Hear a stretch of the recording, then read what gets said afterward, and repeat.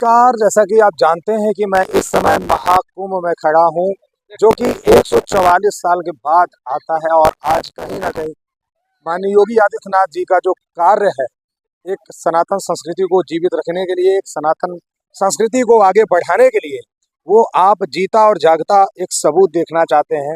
अभी आपने हाल में सुना होगा कि जो शाही स्नान होते हैं, उस शाही स्नान में करोड़ों के तादाद में संख्या आती है, जिसकी कुछ ही डेट निर्धारित की गई है।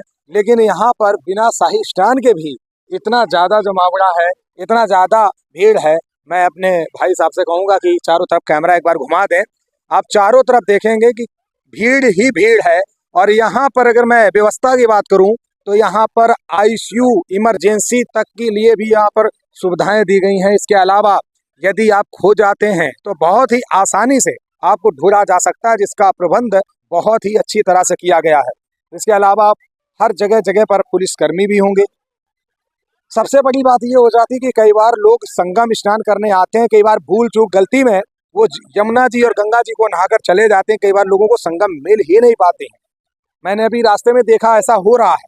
लेकिन मैं आप लोगों से यही निवेदन करूंगा कि यदि आप संगम स्नान करने आते हैं, इतनी दूर से आते हैं, तो आप पुलिस कर्मियों से ही पूछकर संगम तक पहुंचे।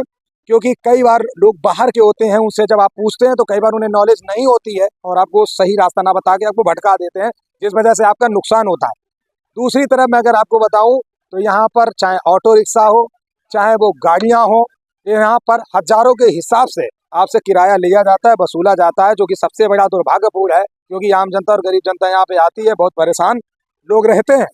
लेकिन यहाँ पर मैं देखता हूँ कि लोग स्टेशन से अगर यहाँ तक आने की बात करते हैं तो हजारों रुपए तक उसे वसूल लिया जाता है, जिसको मुझे लगता है कि सरकार को इस पर ध्यान देना चाहिए, प्रशासन को भी ध्यान देना चाहिए।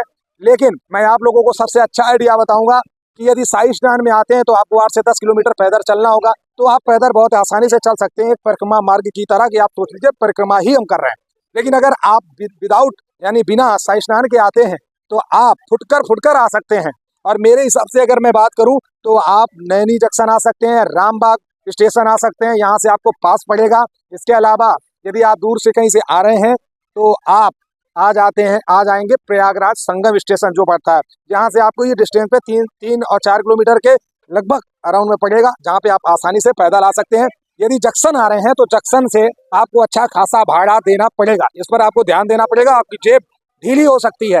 लेकिन यहाँ पर सरकार को जिस तरह बदनाम लोग करते हैं, लेकिन एक जमीन पर जब उतर के सच देखा जाता है, ऐसा महसूस होता है कि कहीं ना कहीं जो हमारा सनातन है वो जीवित है आज भी। और एक एकता का जो प्रतीक दिख रहा है, लोगों के अंदर एक जागरूकता बढ़ रही है एक धर्म को लेकर के, वो आज यहाँ पर देखने को मिल रहा है।